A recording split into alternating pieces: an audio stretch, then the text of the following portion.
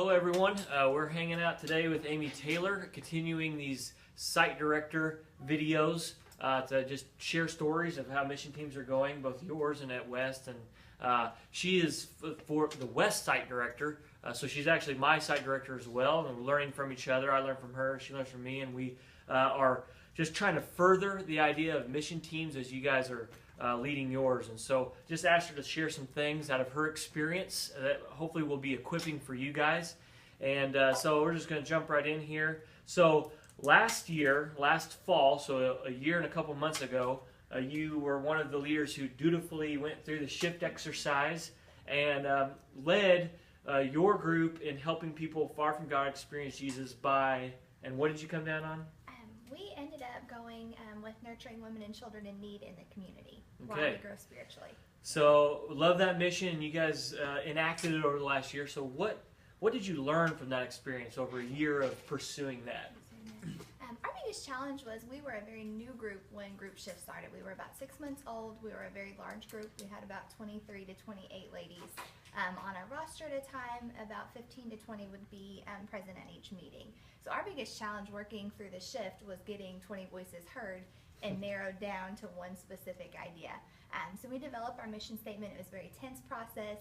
A lot of things we kind of almost just said, okay, we're just paralyzed, we can't make another choice, so these are the action steps we're going to sit on. So throughout the year, we had a couple ladies that were very involved developing our mission statement. We actually reached out to a couple different agencies, and the agencies weren't quite at the place where they needed people to actually be hands-on. They needed more of the physical donations of supplies and finances. So we just kind of struggled working through our mission throughout the year. City Serve Day came along, and we had an excellent day out at the YWCA. We actually met with them, and one of their needs that they had was they needed their rooms remodeled. So we did a room remodel, put paint on the walls, put photos on the walls, new bedding, decorations, and just took a room that literally had 3 beds and a dresser in it and made it feel like home. So we had a really, really successful day that day. We felt like we were on tap with our mission. But then at our last meeting of the year last year, we met together, evaluated where are we with our mission statement, where are we as a group, and where are we individually.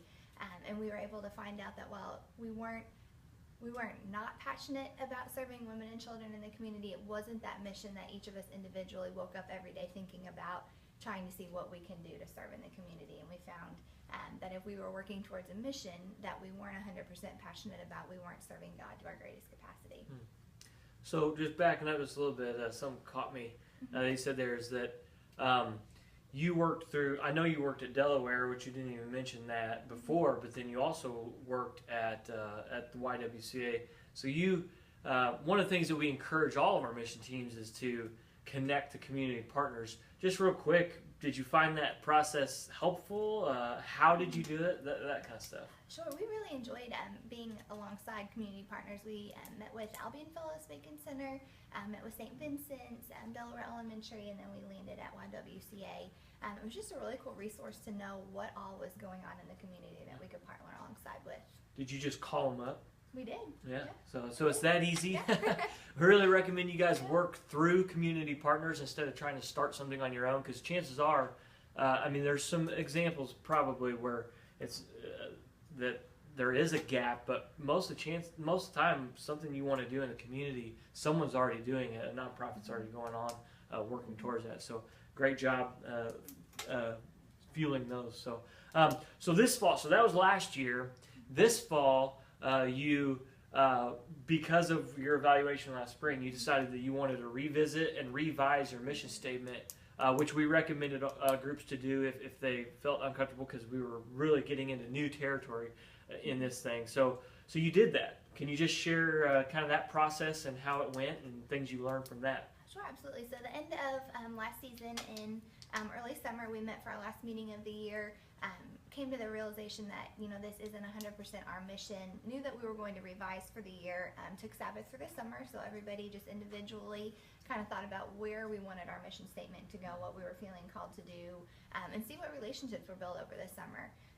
So coming from that, the first meeting of our year this year, everybody went home with the homework of developing, if you were to write our mission statement for our group, what would you write it as?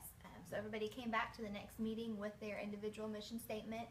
We read them out loud, kind of talked about where the passion was behind that, kind of threw out some examples of action steps, what that may look like over the year, and then blended all of the different individual mission statements together for a group mission statement.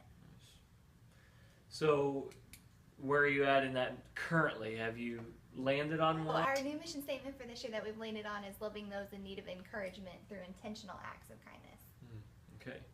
And so, you haven't set, you've been probably like we all are, neck deep in Project Life. So you've got your mission, and it's the identity of your group, but yet you're kind of diving all into these videos. So you haven't had space for to lock in some goals.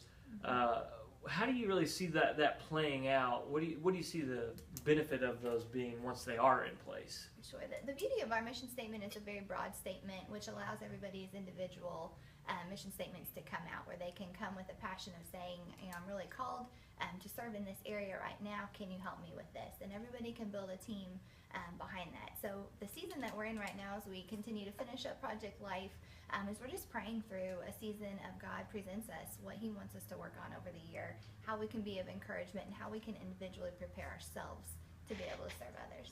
Awesome. So I like to close always with this question, at least. What's just one thing you'd like to share to your brothers and sisters, to your family, church family here, especially leaders, as they're leading their mission teams? What's just one thing you'd like to share with them in parting? Probably the biggest thing I'd like to share is just know that you're not in this alone. Know that you're part of a bigger network.